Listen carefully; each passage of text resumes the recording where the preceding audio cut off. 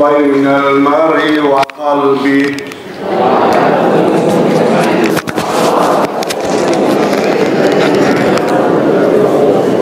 وأنه إليه تحشرون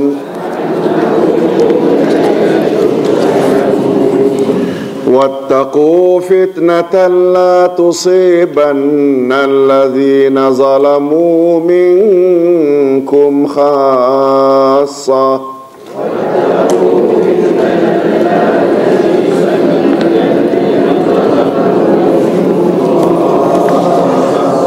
واعلموا أن الله شديد العقاب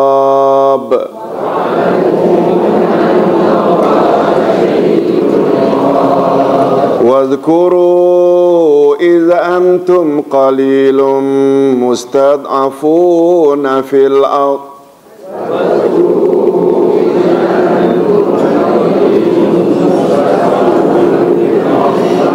تخافون أن يتخطفكم الناس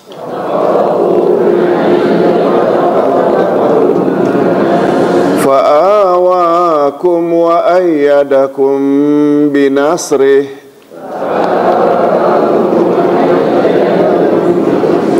ورزقكم من الطيبات لعلكم تشكرون.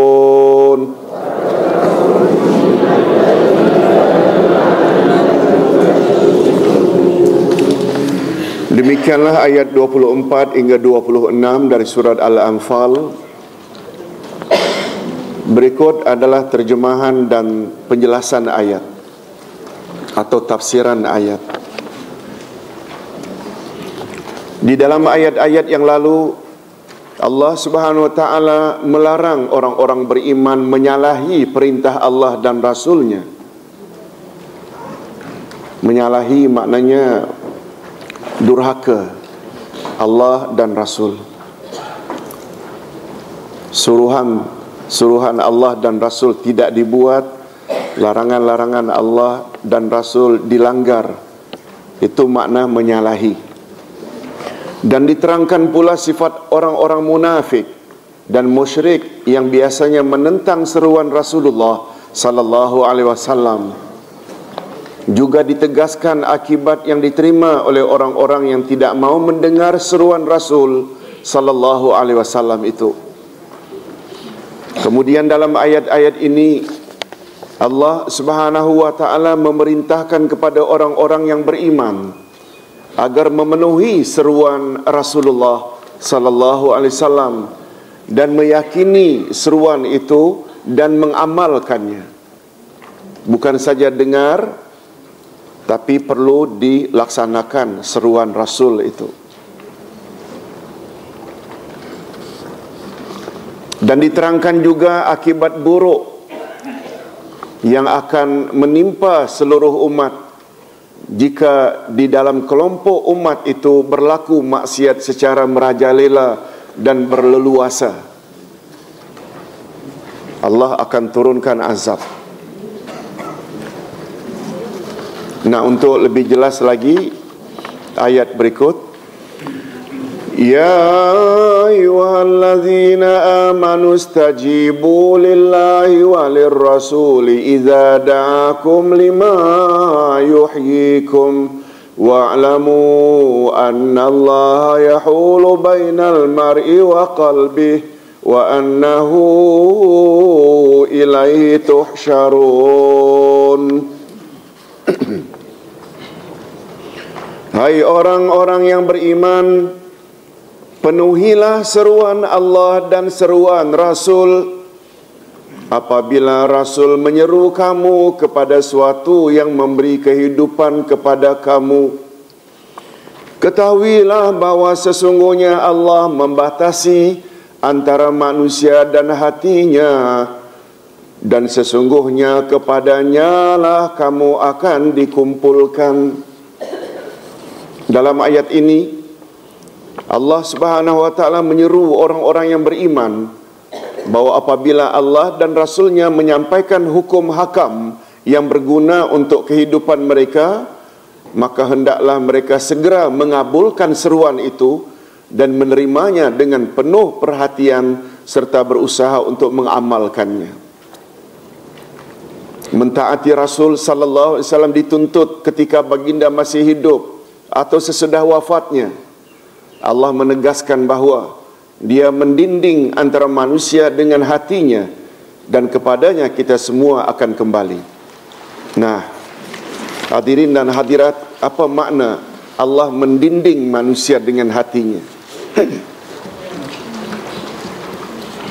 Mungkin masih di antara kita ada yang masih kabur. Mudah-mudahan dengan penjelasan pagi ini kita dapat tahu apa makna Allah lah yang paling berperanan untuk mendinding seseorang dengan hatinya. Pertama, Ustaz ingin hubung kaitkan perintah agar atau larangan jangan menyalahi Allah dan Rasul. Ustaz akan hubung kaitkan ayat ini dengan pelajaran pertama tadi. Walaupun di dalam rukun Islam yang 5 tidak ada secara nyata disebut akhlak, tapi kita dah sebut tadi bahawa unsur akhlak tersirat di dalam setiap rukun Islam. Dalam 2 kalimah syahadat, kita disuruh berakhlak kepada siapa? Allah dan Rasul. Itu sebabnya hadirin dan hadirat, dalam Al-Quran ada tak surah namanya Suratul Akhlaq? Ada tak? Dalam indeks memang tak jumpa. Dia adalah nama lain bagi surat Al-Hujurat. Surat Al-Hujurat nama lainnya adalah Suratul Akhlaq. Sebab 18 ayat, dari ayat 1 hingga ayat 18 Surat Al-Hujurat semua mengandung unsur akhlak. Nomor 1, ayat nomor 1, kita disuruh berakhlak kepada Allah dan Rasul dulu. Tolong ikuti ayat 1 surat Al-Hujurat.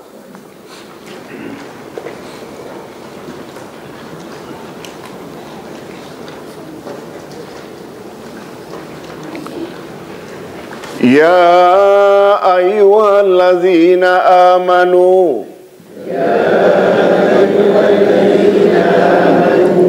la tuqaddimu baina yadayillahi wa rasulih. Hei orang-orang yang beriman, janganlah kamu mendahului Allah dan Rasulnya. Lihat, Suratul Akhlaq ini atau Surat Al-Hujurat, ayat 1 saja melarang orang beriman mendahului Allah dan Rasul. Apa makna mendahului? Memandai-mandai. Macam anak kita balik dari overseas dapat MBA, langsung minta ayah ibu modal untuk buat bisnes. Kata ayah ibu, carilah pengalaman dulu nak, kerjalah mana-mana syarikat 2-3 tahun. Enggak, saya tahu segala-galanya. Uncle-nya juga nasihat macam itu. Uncle ada syarikat itu, ikutlah dulu cari pengalaman. Enggak, saya tahu. Akhirnya kasih modal 300,000, mula 2-3 bulan lingkup. Ayah akan kata, itulah jangan mendahului orang tua. Betul tak? Makna mendahului ini tidak patuh, tidak mau dengar lah istilah, tak mau dengar nasihat orang tua. Allah kata lain, kita kata lain, Rasul kata lain, kita kata lain. Itu maknanya mendahului Allah. Betul tak? Ini membuktikan bahawa akhlak nomor 1, akhlak kepada Allah dan Rasul dahulu. Itu sebabnya ayat ini mengatakan, hei orang beriman, penuhilah kehendak Allah dan Rasul.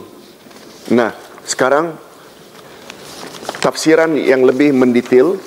Imam Al-Bukhari rahimahullah berkata, perkataan istajibu dalam ayat di atas dengan makna ajibu, penuhilah. Ustaz nak jelaskan sedikit. Bapa-bapa dan ibu-ibu, umat Nabi Muhammad sallallahu alaihi wasallam terbagi berapa? Dua, betul?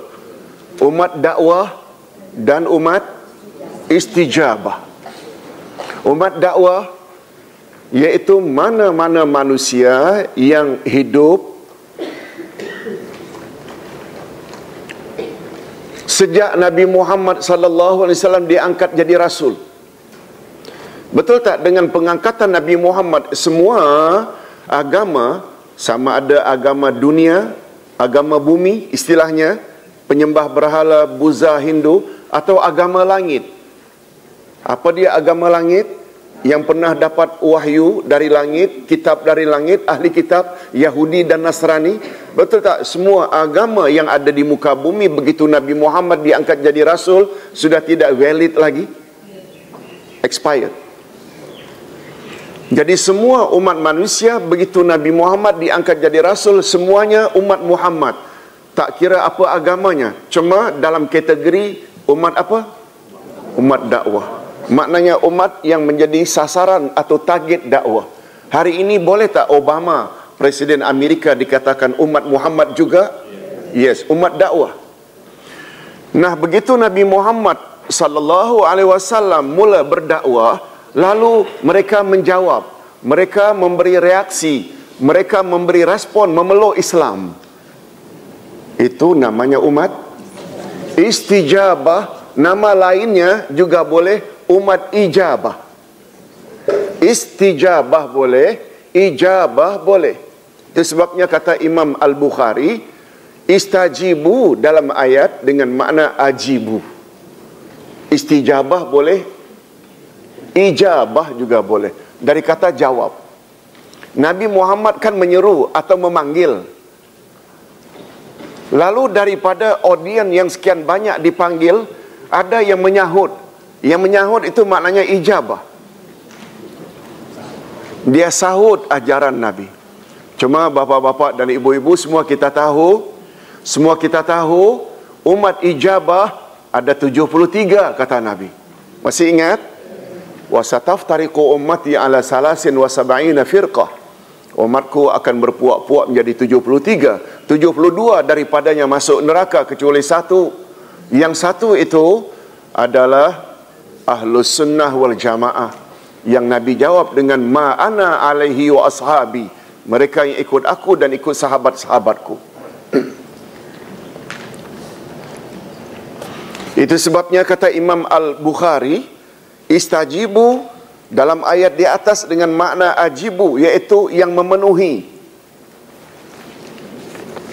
Memenuhi di sini dengan makna yang menjawab, yang mau mengikut Islam. Adapun maksud lima yuhyikum, maksudnya lima yuslihukum, yang dapat memberi kebaikan atau kemaslahatan bagi hidup kamu. Maksudnya, setuju tak kalau Ustaz katakan bila kehendak Allah dan kehendak Rasul kita ikuti dalam hidup ini, kita akan jadi orang baik? Hidup di dunia baik, di akhirat baik. Ekoran daripada taat Allah, taat Rasul. Itu maknanya, bila kamu ikut seruan Allah dan Rasul, dia akan menghidupkan kamu. Hidup dengan membawa makna, dia akan memperbaiki kehidupan kamu. Hadirin dan hadirat, macam Ustaz katakan dalam ceramah reda dan tawakal di Kenwalk, dalam kehidupan ini manusia tidak sunyi daripada dua. Kalau tak senang, susah. Kalau tak susah, senang. Betul tak? Kita antara dua itu saja. Orang beriman, mereka hadapi itu dengan tenang. Bila dapat senang, syukuri. Bila dapat musibah, sabar. Dalam dua suasana itu, disitulah akhirnya muncul reda dan tawakal. Ada kaitan tak? Ada kaitan yang sangat erat. Ini semua masalah iman.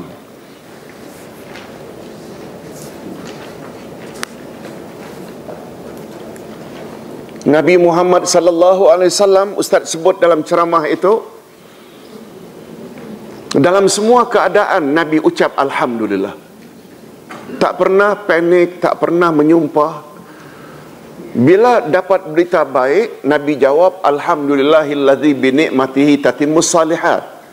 Segala puji bagi Allah yang dengan nikmatnya sempurnalah segala kebaikan. Bila dapat berita buruk atau musibah, Nabi ucap alhamdulillah. Cuma sambungannya, alhamdulillahi ala kulli hal. Segala puji bagi Allah dalam semua keadaan. Sebab orang yang ada iman, dia tahu tak, apa saja yang Allah timpa mesti membawa hikmah kebaikan. Hatta dapat sakit, ada kebaikan tak di sebalik sakit? Dengan sakit Allah hapuskan dosa-dosa kecilnya. Dengan sakit Allah cinta kepadanya.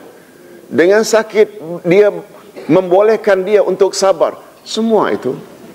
Nah, apalagi ketika Ustaz jelaskan falsafah, inna ma'al usri yusra. Sesungguhnya bersama kesusahan itu ada kemudahan. Ustaz jelaskan hikmah mengapa kesulitan al-usri itu ada alif lam, yusra pula kemudahan tanpa alif lam. Ustaz pernah jelaskan tak? Dalam bahasa Arab, bila noun ada alif lam, itu membawa makna definitif. Kalau tanpa alif lam, undefinitif. Baiton tanpa alif lam, a house. Al-baitu, the house. Beza tak? The house, al-baitu, rumah tertentu. Rumah yang satu itu. A house, baiton, umum.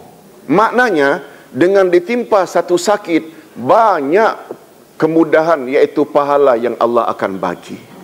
Jadi mengapa orang-orang beriman tidak lekas panik, menggelabah, tapi boleh tabah, karena dia ingat perkara-perkara itu. Malah bagi yang tidak ada akidah, dia mula pertikaikan, mengapa saya, tidak orang lain yang dapat kanser. Akan sudah mempertikaikan. Nah, disinilah pelajaran, perlunya belajar akidah. Hadirin dan hadirat rahimakumullah. Berkata Mujahid rahimahullah, lima yuhyikum, dengan makna kepada al-haq, iaitu kebenaran. Maknanya segala yang diajar oleh Allah dan Rasul semua membawa kepada kebenaran. Berkata Qatadah rahimahullah, lima yuhyikum, kepada Al-Quran, sebab di dalamnya terkandung keselamatan dan kehidupan yang kekal abadi. Jadi bila kita belajar Al-Quran, setuju tak kalau Ustaz katakan macam kita belajar semua segi? Jadi Quran bila kita belajar, macam kita belajar semua ilmu. As-Suda rahimahullah berkata pula, lima yuhyikum, iaitu kepada Islam. Sebab dengan memeluk Islam, mereka mendapat kehidupan yang sebenarnya mereka sebenarnya mati di dalam kekufuran. Sebelum Islam, sebenarnya mereka kufur. Hadirin dan hadirat rahimakumullah. Nah, penjelasan berikutnya, Syekh As-Sa'di dalam tafsirnya berkata, ungkapan idza da'akum lima yuhyikum, apabila Rasul menyeru kepada kamu sesuatu yang memberi kehidupan kepada kamu, ia menjadi sifat yang pasti. Sebab apa sahaja yang diseru oleh Allah dan Rasulnya pasti ada faedahnya dan hikmahnya. Sesungguhnya kehidupan hati dan rohani seseorang sangat bergantung dengan ubudiyah atau pengabdiannya untuk mentaati Allah dan Rasulnya secara istiqamah dan berterusan. Jadi bila kita hubung kaitkan dengan pelajaran tadi, pendidikan dalam Islam ada berapa kelompok? Dua. Kelompok pertama, gabungan pendidikan jasmani dan akal. Kelompok kedua gabungan pendidikan rohani dan akhlak. Betul tak? Ada kaitan tak dengan sucinya hati seseorang itu bila ikut kehendak Allah dan Rasul? Yes, itu dia. Itu sebabnya dikatakan, ikutlah Allah dan Rasul yang akan membawa kamu kepada kehidupan. Boleh tak kita katakan kehidupan yang hakiki? Hadirin dan hadirat, selanjutnya Allah mengingatkan orang-orang yang beriman agar jangan sekali-kali menolak ketentuan Allah, karena Allah membatasi antara manusia dan hatinya. Allah berkuasa membolak-balikkan hati seseorang menurut kehendaknya. Itu maksudnya Allah dapat membatasi manusia dengan hatinya. Karena apa?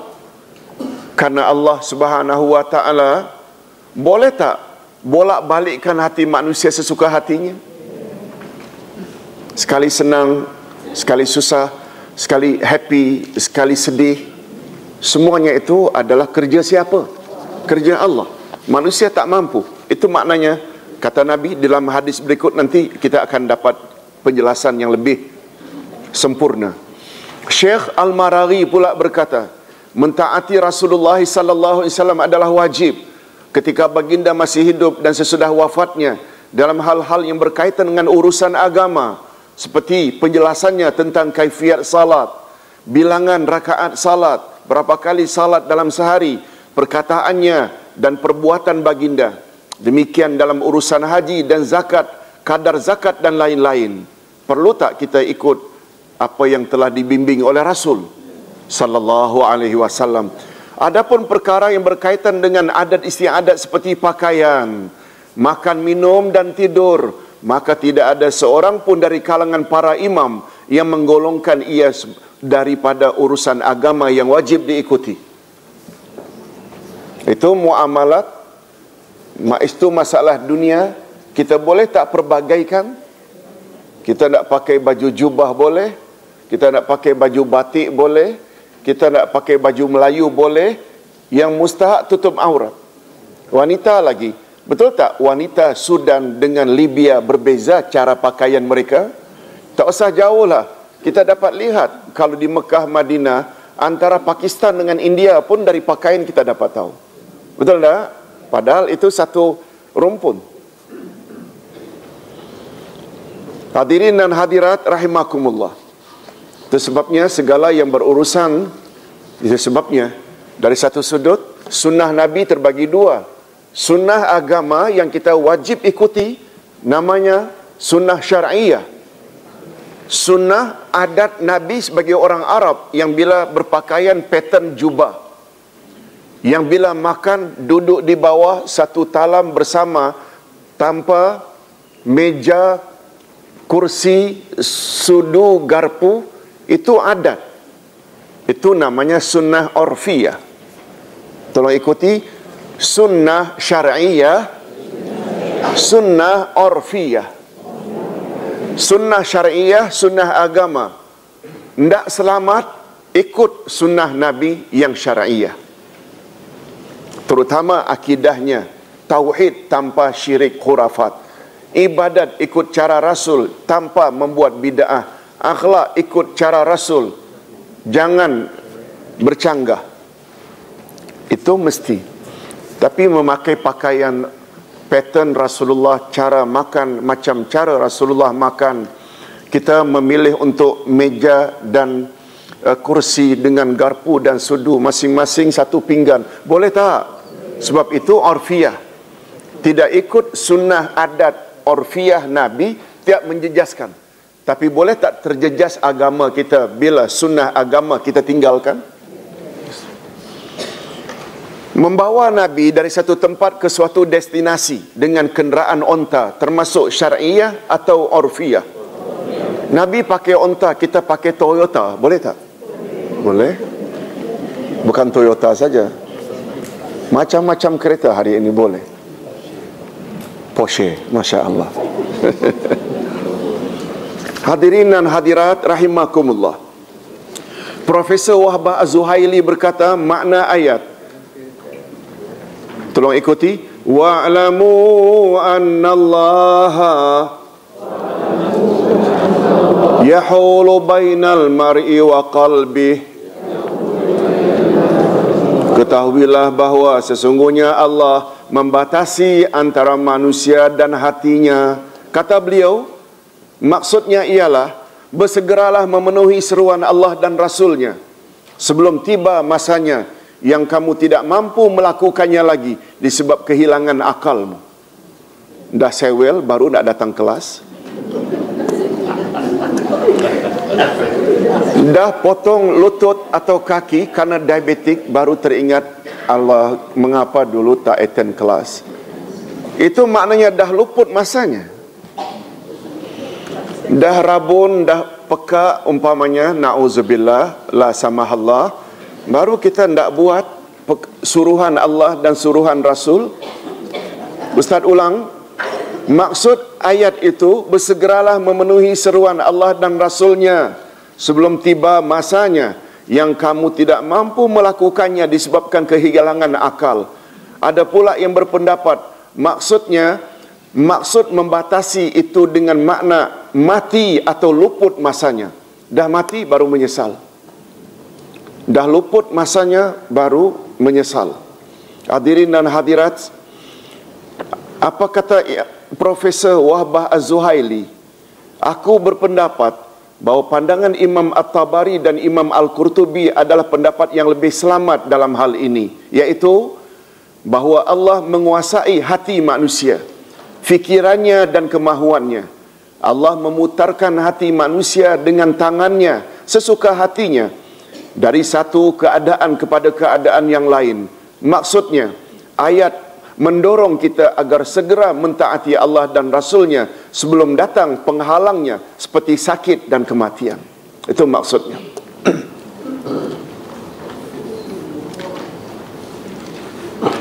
Itu sebabnya Nabi Muhammad sallallahu alaihi wasallam dalam hadis sahih riwayat Imam Bukhari menyebut, mudah-mudahan kita termasuk dalam golongan ini, man yuridillahu bihi khairan yufaqihu fid din. Barang siapa yang Allah menginginkan untuk menjadikan dia insan yang baik, niscaya Allah dorong dia suka kepada mendalami selok-belok agama. Mudah-mudahan kita termasuk dalam golongan ini. Anas bin Malik radhiyallahu anhu berkata bahawa Rasulullah sallallahu alaihi wasallam selalu membaca doa ini. Tolong ikuti. Ya muqallibal qulub, sabbit qalbi ala dinik.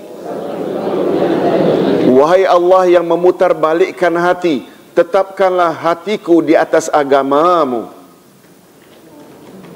Lihat, Nabi yang setelah dijamin pun minta pada Allah supaya tetapkan hatinya.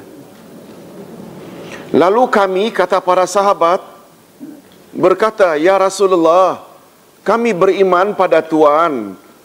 Kami juga beriman kepada apa sahaja yang Tuhan bawa atau datang dari Tuhan. Apakah Tuhan bimbang dengan keimanan kami? Coba dengar jawaban Nabi. Naam. Naam.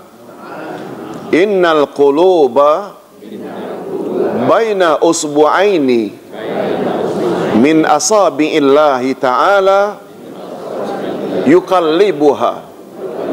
Benar, aku takut padamu, benar. Apa sebab? Karena sesungguhnya hati manusia terletak di antara dua jari dari jari-jari Allah. Dia membolak-balikkan. Hadis riwayat Imam Ahmad. Ibu-ibu dan bapa-bapa sekalian, hati bahasa Arab apa? Qalbu. Mengapa qalbu? Qalbu, mengapa yang artinya hati dinamakan qalbu? Berbolak-balik. Kata orang Arab, tolong ikuti. Sumiyal qalbu al-qalbu litaqallubihi. Hati dinamakan qalbu, yang maknanya hati. Hati dinamakan hati karena makna hati bolak-balik, tidak tetap. Itu hati. Itu sebabnya wanita bila goreng pisang, bila goreng ikan, kerja wanita membolak-balikkan yang masak bawah kemudian dibalikkan. Itu namanya qallaba yuqallibu. Qallaba yuqallibu, membalik-balikkan. Itu sebabnya ini agak sensitif. Inqilab itu kudeta. Balikkan kerajaan.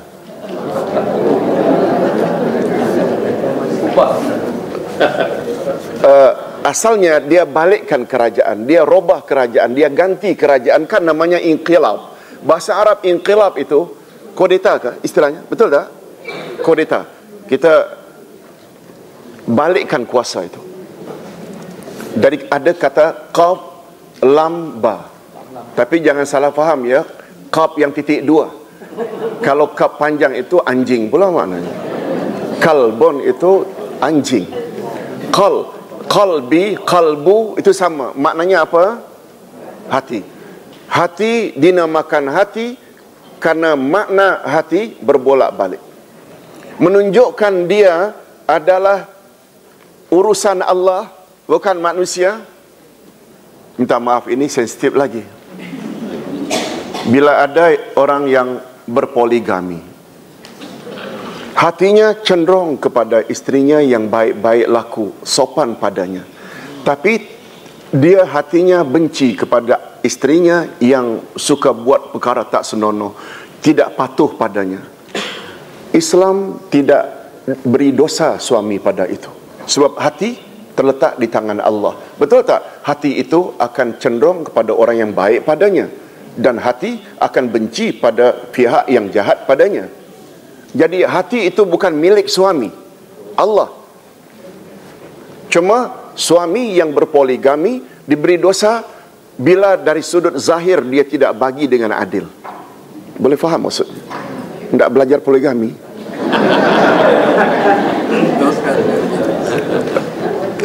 Tak boleh teruskan yang ini. Pembahagian giliran, pembahagian nafkah, yang itu diberi dosa kalau tidak adil. Tapi tidak adil dari sudut hati, itu dimaafkan oleh Allah sebab hati terletak di tangan Allah. Boleh faham maksudnya? Yes. Hadirin dan hadirat rahimakumullah. Dan di antara isyarat yang menunjukkan agar kita hendaklah bersegera mentaati Allah dan Rasulnya sebelum terlambat dan luput kesempatan untuk berbuat demikian ialah firman Allah pada penghujung ayat. Tolong ikuti. Wa annahu ilaihi tuhsyarun.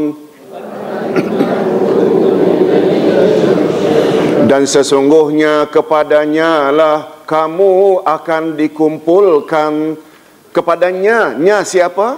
Allah, yaitu pada hari kiamat, pada hari berhisab. Maksudnya, bersegeralah kamu memperbanyak amalan untuk bekal akhirat, sebab kamu semua akan dihimpunkan dan dikembalikan kepadanya untuk dibalasi segala amal perbuatanmu. Tadi Ustaz ada sebut pada sesi pertama, hukum bila dilihat dari sudut tempat dunia dan akhirat, hukum terbagi berapa? Dua. Di dunia berlaku hukum syara', di akhirat hukum jaza. Apa makna syara'? Agama. Hukum syara' pula ada berapa? 5. Wajib, sunat, haram, makruh, harus. Dan nanti sampai di mana kepatuhan kita atau tidak patuh kita terhadap hukum syara'. Betul tak hukum syara' Allah dan Rasul yang tetapkan? Nah, ganjaran di sana pula bersesuaian. Bila patuh, syurga menunggu. Mudah-mudahan kita termasuk golongan ini.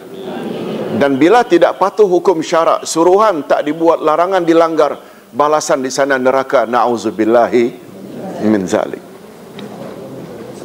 Bapak-bapak dan ibu-ibu yang dihormati sekalian, ini dia sebabnya mengapa kita jangan buang masa selagi hayat di kandung badan, tambah ilmu, pertingkatkan amal, pertingkatkan ketakwaan, sebab ada tak masanya akan luput. Ingat kata-kata Nabi, setiap orang yang sedang naza' pasti menyesal. Lalu Nabi explain, kalau yang naza' itu orang yang banyak buat dosa, dia menyesal mengapa tidak segera taubat.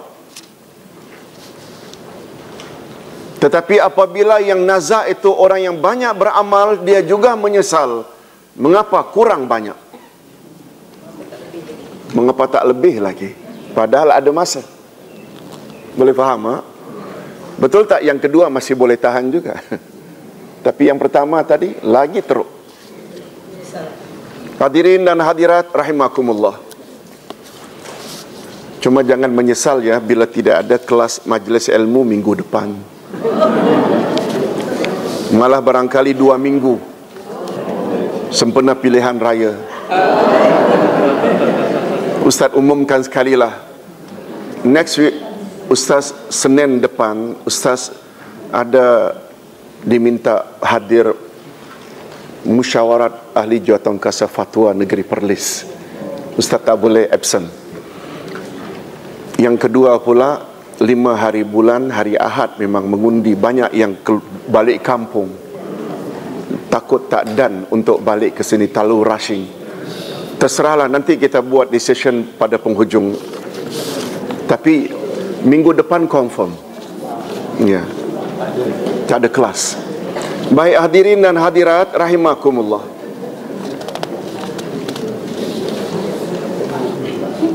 Ustaz teruskan dengan ayat berikut. Wattaqu fitnatan la tusibanna allazina zalamu minkum khassah wa'lamu anna Allaha syadidul iqab. Dan peliharalah dirimu daripada siksaan yang tidak khusus menimpa orang-orang yang zalim saja di antaramu. Dan ketahuilah bahawa Allah amat keras siksanya. Di dalam ayat ini Allah menyuruh orang-orang yang beriman agar memelihara diri mereka daripada siksaan yang tidak hanya menimpa orang-orang tertentu tetapi bersifat menyeluruh. Hal ini boleh terjadi disebabkan sikap orang-orang yang mengetahui kebenaran tetapi enggan menegur maksiat yang berlaku secara terang-terangan. Nah, ketika itu musibah akan ditimpa lingkup satu negeri. Mengena pada orang saleh juga. Karena apa? Orang saleh tidak berusaha untuk menegur. Oleh sebab itu Ustaz tertarik. Bulan lalu Ustaz balik ke Indonesia, baca satu majalah Tazakka yang dikeluarkan oleh Dewan Dakwah. Topik besarnya di luar kulitnya itu, selamatkan Indonesia dengan dakwah. Boleh faham maksudnya? Dakwah betul tak konten utamanya amar ma'ruf nahi mungkar? Maksudnya para ulama jangan diam bila terjadi kemungkaran berlaku. Betul tak? Dengan demikian negara akan selamat bila amar ma'ruf nahi mungkar. Coba lihat, Allah tidak hanya timpakan musibah ke atas pelaku dosa saja, tapi lingkup satu negeri gara-gara orang alim membisu, tidak mau tegur. Selamatkan Indonesia dengan dakwah. Ustaz kira sama tak dengan Malaysia? Sama. Jangan membisu. Tegur. Masalah orang yang ditegur tak mau ikut itu urusan lain. Hadirin dan hadirat rahimakumullah. Imam Ibnu Katsir berkata, dalam ayat ini Allah Subhanahu wa taala mengingatkan hamba-hambanya yang beriman bahawa musibah atau siksaan akan ditimpanya bersifat umum ke atas pelaku maksiat dan selainnya, bukan khas kepada pelaku maksiat atau dosa sahaja. Abdullah bin Abbas radhiyallahu anhuma berkata tentang tafsir ayat di atas bahawa Allah Subhanahu wa taala menyuruh orang-orang beriman agar mereka jangan memperakui atau menyetujui kemungkaran yang berlaku secara terang-terangan di hadapan mereka. Lalu akibat sikap mereka, maka Allah akan menurunkan siksaan secara umum dan merata. Ini adalah tafsiran ayat yang sangat baik, kata Imam Ibnu Katsir memberi komen terhadap pandangan Abdullah Ibnu Abbas.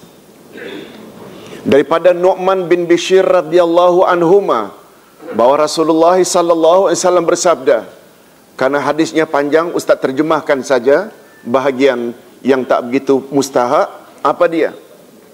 Mukaddimah hadis itu berbunyi begini: perumpamaan orang yang melaksanakan hukum Allah dengan orang yang melanggarnya bagaikan kaum yang berundi dalam sebuah kapal. Berundi di sini bukan pilihan raya.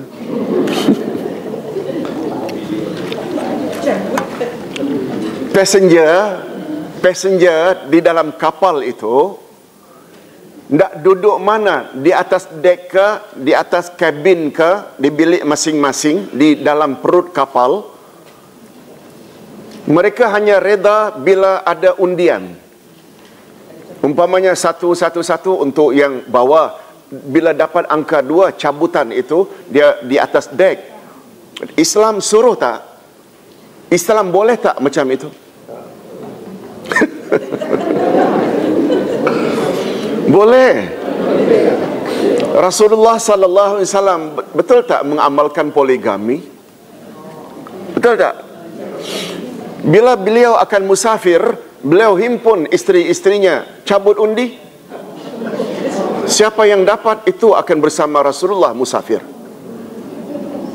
Untuk mendapatkan keadilan melalui undi boleh. Itu cara Rasulullah. Asal jangan tipu sajalah undiannya. Bukan berjudi, Pak, judi lain. Umpamanya cabutan bertuah, pihak penganjur mengadakan, audien disuruh cabut supaya menampakkan pihak penganjur adil. Siapa yang cabutannya dia dapat, dialah dapat. Yang tak dapat jangan bising. Betul tak? Dibuat secara terbuka di depan orang ramai. Goncang pula tu. Nah, Ustaz nak teruskan ini yang dalam kapal ni. Tinggalkanlah PRU 13. Tapi Ustaz ingin nasihatkan, memberi undian wajib. Sebab itu menentu kita punya leader pada masa depan. Betul tak?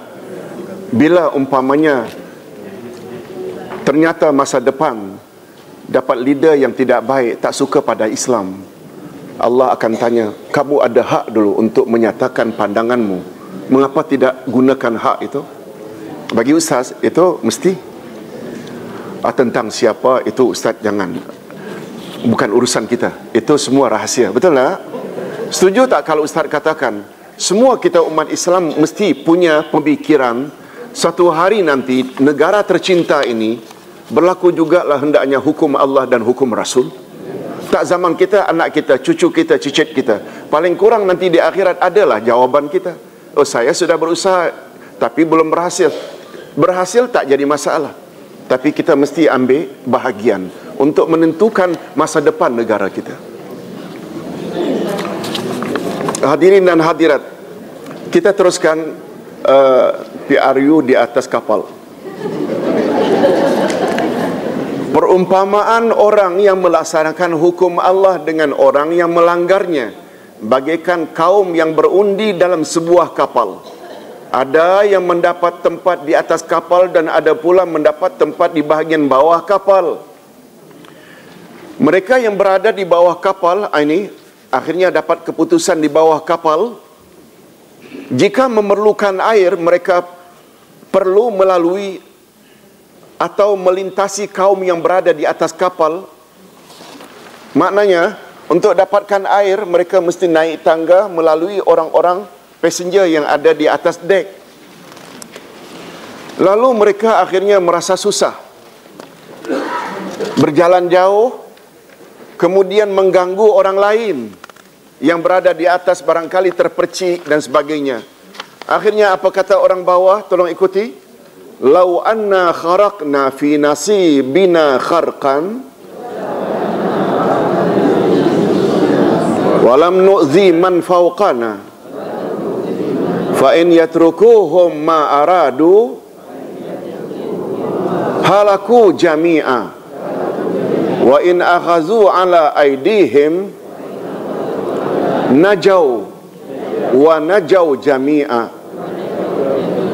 Sekiranya kita lobangi saja atau bocorkan saja pada bahagian kita, maknanya perut kapal dibocor, satu lubang, dan kita tidak pula menyakiti mereka yang berada pada bahagian atas yang kita lalui terpercik tadi. Jadi air mudah kita dapati tanpa naik tangga, yang kedua atas tidak terganggu. Sekiranya mereka semua dalam kapal itu membiarkan apa puak bawah kehendaki, niscaya akan binasalah mereka semua. Yang bawah dan atas akan binasa. Betul tak dia membawa karam? Tetapi jika mereka segera menghalang perbuatan melobangi perut kapal itu, niscaya mereka kaum yang melobangi dan juga mereka kaum yang berada di atas akan selamat. Allahu Akbar. Hadis sahih riwayat Imam Bukhari dan Tirmizi. Cantik tak perumpamaan ini? Cantik sungguh. Beginilah kalau peranan orang-orang yang tahu kemungkaran membisu, tidak mau menghalang, mengapa Allah hancurkan semua? Karena mereka juga dosa. Bukan saja pelaku dosa, mereka yang membisu juga dosa. Itu maksudnya. Karena dosa, musibah akan menimpa keseluruhannya. Imam Al-Qurtubi berkata, jika kepadamu ditanya, bukankah Allah telah berfirman, wala taziru waziratu wizra ukhra,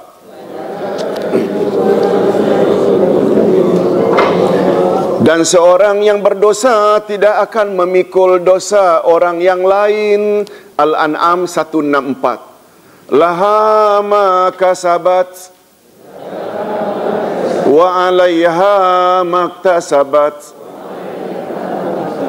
Dia mendapat pahala dari kebajikan yang diusahakannya, dan dia mendapat siksa dari kejahatan yang dikerjakannya. Al-Baqarah 286. Bukankah, orang tanya, bukankah ayat-ayat ini menunjukkan bahawa seseorang tidak akan disiksa karena dosa yang dibuat oleh orang lain, dan siksaan hanya khas ke atas pelaku dosa? Masuk akal tak? Ada benarnya saja. Statement ini menunjukkan yang layak diberi azab itu pelaku dosa. Mengapa orang tidak buat dosa juga diazab oleh Allah? Ini jawabannya. Kata Imam Al-Qurtubi menjawab, jika manusia melakukan kemungkaran secara terang-terangan, maka wajib ke atas setiap yang menyaksikannya agar merubahnya atau menghentikannya. Jika dia berdiam diri atau membisu, maka semua mereka berdosa. Yang ini berdosa karena perbuatannya, dan yang satu lagi berdosa karena meredainya. Dia anggap reda.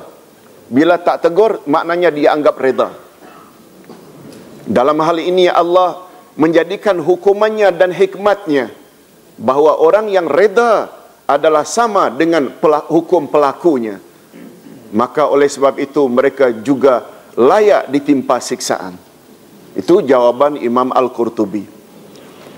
Nah, Imam Al-Qastalani jika ditanya pula, tapi Ustaz, kita tegur itu takut diambil tindakan, tapi kita tak setuju dengan hati. Ini pertanyaan lagi. Tapi saya tak reda Ustaz. Tapi bila tak tegur, hancur saya punya bisnes. Contoh. Bila ditegur, saya masuk penjara. Saya akan dihukum. Saya akan disusahkan. Kemungkinan ini mungkin tak berlaku sebagaimana berlaku di Timur Tengah. Buat contoh Timur Tengah lebih baguslah. Betul tak? Diambil tindakan. Sampai hari ini, pagi ini kita dengar Ketua Pembangkang Syria resign. Besar kemungkinan beliau mendapat ugutan akan dibunuh. Betul tak? Karena presidennya macam itu. Hadirin dan hadirat rahimakumullah. Macam mana pula? Kami bukanlah reda, kami diam karena kami takut dianiaya keluarga kami. Ini dia. Imam Al-Qastalani berkata, sesungguhnya tanda keredaan seseorang terhadap kemungkaran ialah dia tidak merasa sedih terhadap kemungkaran dalam urusan agama yang berlaku. Ini syaratnya. Dia tidak merasa sedih. Orang itu buat itu, dia tidak rasa sedih. Sebab seseorang tidak dikatakan sebagai membenci kepada kemungkaran jika dia sendiri merasa sedih. Tidak merasa sedih jika perkara itu berlaku. Dalam hal ini, samalah dengan keadaan seseorang yang merasa sedih jika kehilangan hartanya atau anaknya. Oleh itu, betul tak bila kehilangan harta atau anak, kereta kita dicuri, beg kita diragut, betul tak kita rasa sedih? Kesedihan kita menunjukkan kita tak reda terhadap peragut tersebut. Betul tak? Kesedihan itu menandakan kita tak reda. Oleh sebab itu bila maksiat berlaku secara terang-terangan, tidak ada rasa sedih, itu bermakna kita reda. Bermakna bila itu berlaku kita sedih, maknanya kita tidak reda. Nah, ini dia penjelasannya. Oleh itu, sesiapa yang tidak memiliki sikap sedih sampai ke tahap seperti itu, maka dia digolongkan sebagai orang yang reda terhadap kemungkaran. Maka dengan itu, mereka secara keseluruhannya memang layak mendapat hukuman yang sama dari Allah. Selanjutnya pada ayat berikutnya, Allah mengingatkan hamba-hambanya yang beriman akan nikmatnya dan ihsannya kepada mereka. Mereka pada mulanya dalam bilangan yang sedikit, lalu diramaikan dulunya dalam keadaan takut dan lemah, lalu diberinya keamanan dan diperkuatnya dan ditolongnya, serta dianugerahkan rezeki yang banyak berupa banyak supaya mereka mentaatinya secara berterusan. Ini ayat berikutnya. Siapa mereka? Mereka pada asalnya adalah penduduk Mekah. Betul tak penduduk Mekah pada asalnya jumlah Islam itu dari segi kuantiti sangat sedikit? Betul tak mereka sangat takut diculik oleh orang-orang kafir Quraisy? Lalu Allah beri mereka jadi banyak. Allah bantu mereka, Allah beri mereka rezeki. Antara lain dalam peperangan Badar kan mereka menang dan akhirnya mendapat harta rampasan. Itu dia gambaran ayat berikut. Tolong ikuti ayat terakhir. Wadhkuru iz antum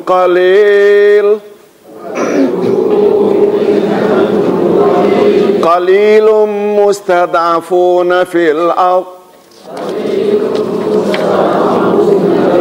takhafuna an yatakhattafakumun nas fa'awakum wa ayyadakum binasrih wa razaqakum minat tayyibati la'allakum tashkurun.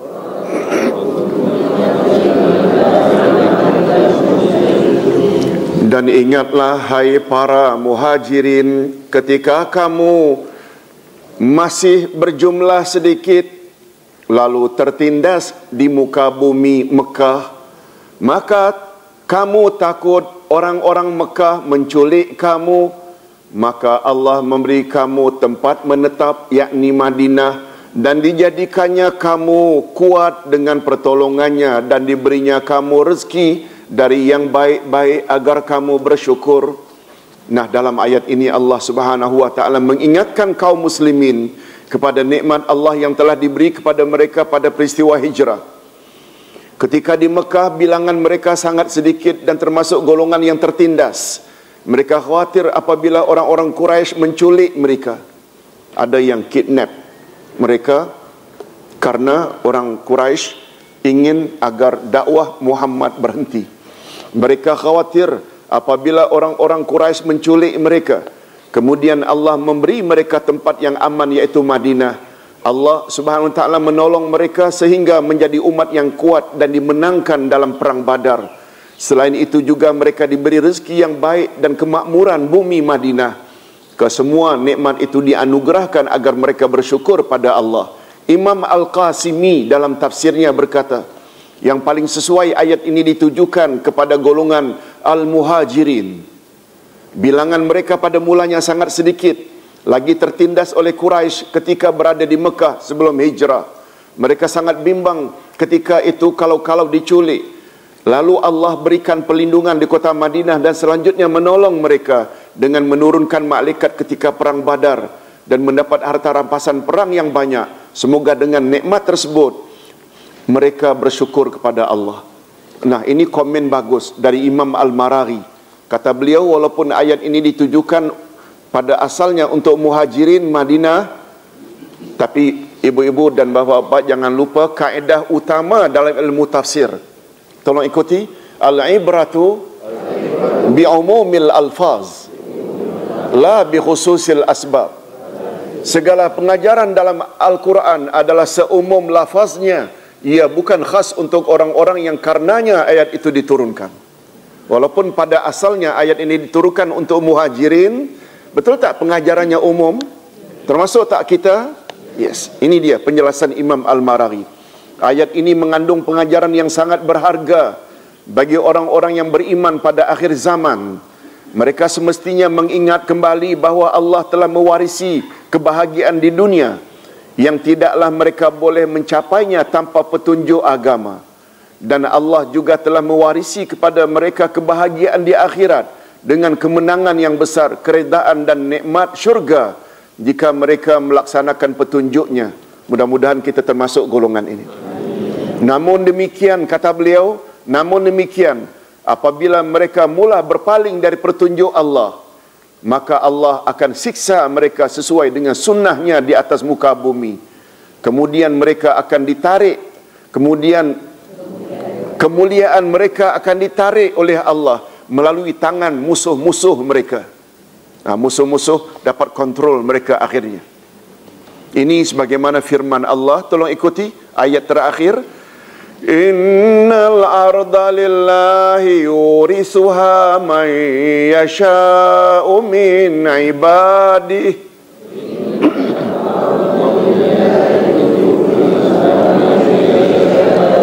wal aqibatu lil muttaqin. Sesungguhnya bumi ini kepunyaan Allah, diwarisinya atau dipusakakannya kepada siapa yang dikehendakinya dari hamba-hambanya, dan kesudahan yang baik adalah orang-orang yang bertakwa. Maknanya kalau kita terus ingin menguasai dunia ini, perlu tak kita jadi hamba Allah yang bertakwa? Mudah-mudahan kita termasuk dalam golongan ini. Amin ya rabbal alamin. Ustaz,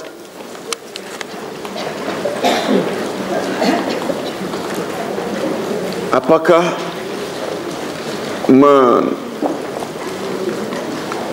Ustaz, Assalamualaikum Ustaz, apakah mandian ghusl? Ada mandian ghusl? Yes. Hadirin dan hadirat, bahasa Arab ghusl itu mandi. Apa pula mandian ghusl? Mandi-mandi. Nasi mandi. Nasi mandi nak lain itu, nasi mandi. Lain akhirnya mandi bunga, mandi susu, mandi teh.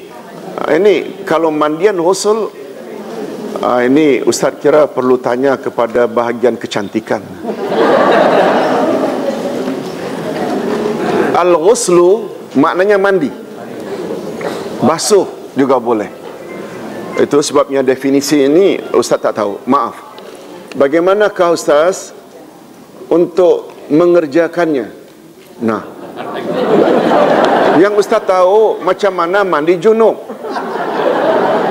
Mandi junub kan ada syaratnya. Pertama niat, yang kedua sampaikan air ke seluruh tubuh, dan airnya mesti air mutlak, bersih lagi, suci lagi mensucikan. Minta maaf Ustaz, dalam hal ini tak boleh jawab.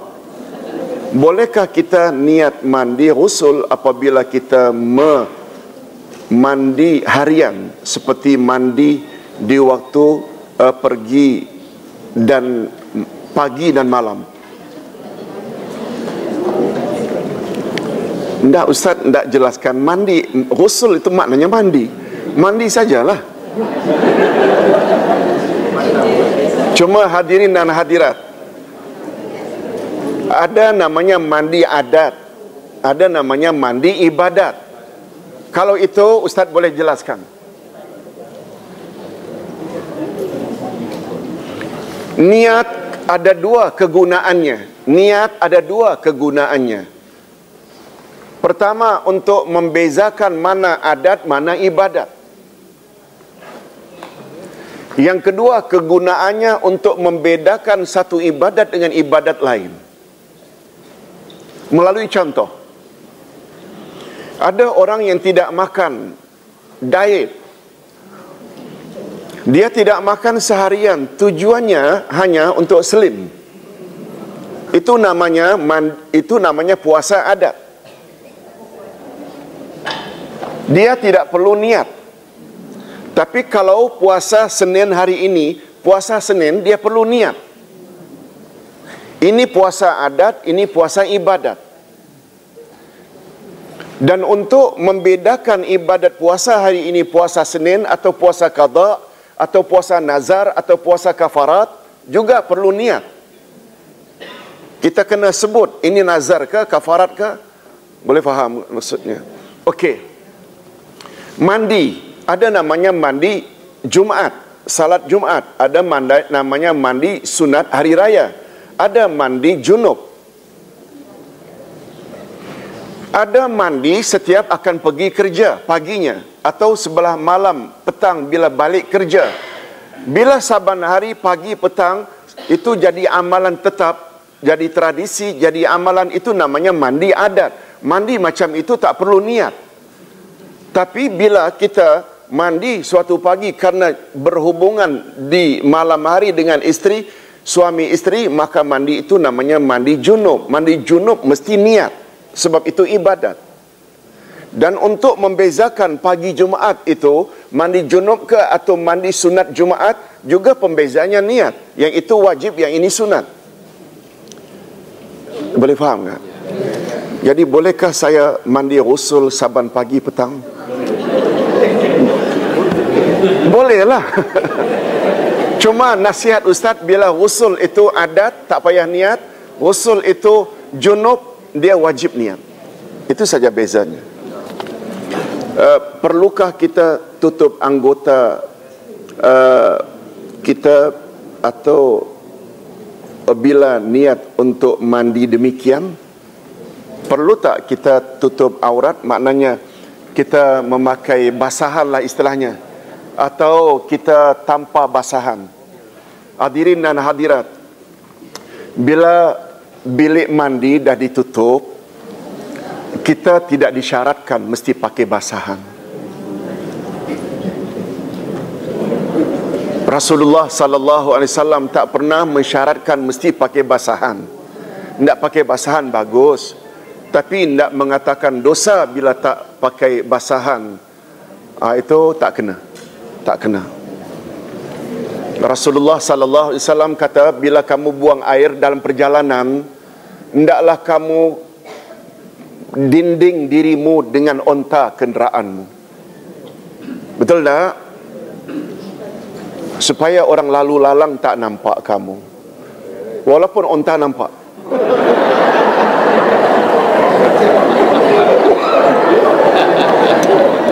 Hadirin dan hadirat rahimakumullah.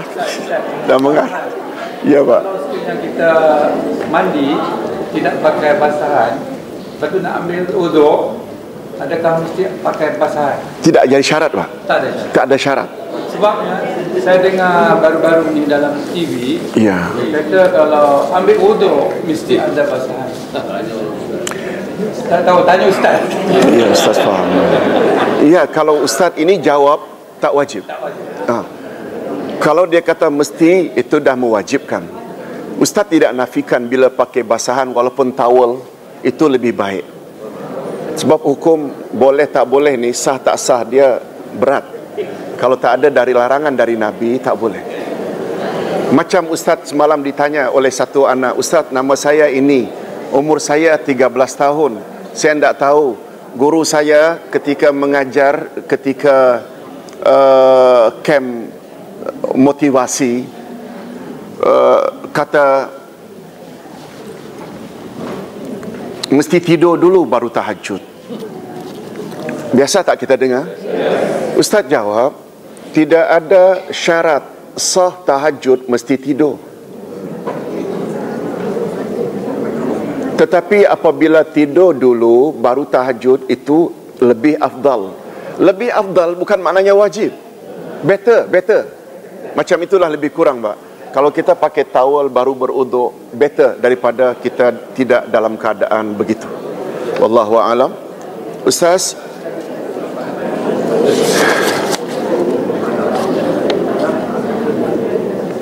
okey, Ustaz tolong buat announcement. Syekh Salah Al-Badair,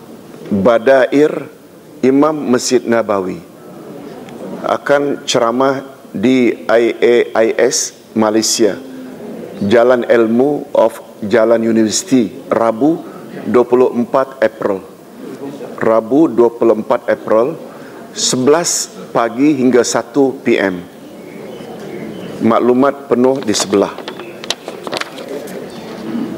Ustaz minta diumumkan begitu. Siapa yang taja?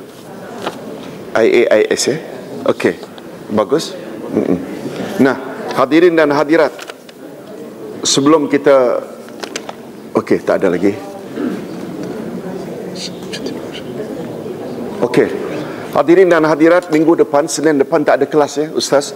Ahad petang sudah berangkat ke Perlis, sampai hari Senin malamnya baru balik. Kita cuti. Cuma kalau Ustaz tidak sebut di sini sebagai pilihan, 5 hari bulan mengundi. Banyak yang berada di luar. Kita mau cuti ke 2 minggu, 2 Senin berturut-turut? Cuti? Okey. Jadi 2 Senin kita cuti. Tapi Ustaz tak beri tugas. Nak kasih homework, ulang kaji, atau jangan luput dengan majlis-majlis ilmu yang lain, tak kira di mana, walaupun dengan melayari.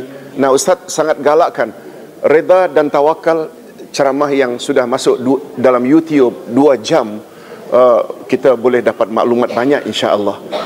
Dan Isnin ketiga nanti exam tentang itu. Okey, subhanakallahumma wa bihamdik asyhadu an la ilaha illa anta astaghfiruka wa atubu ilaik. Assalamualaikum warahmatullahi wabarakatuh.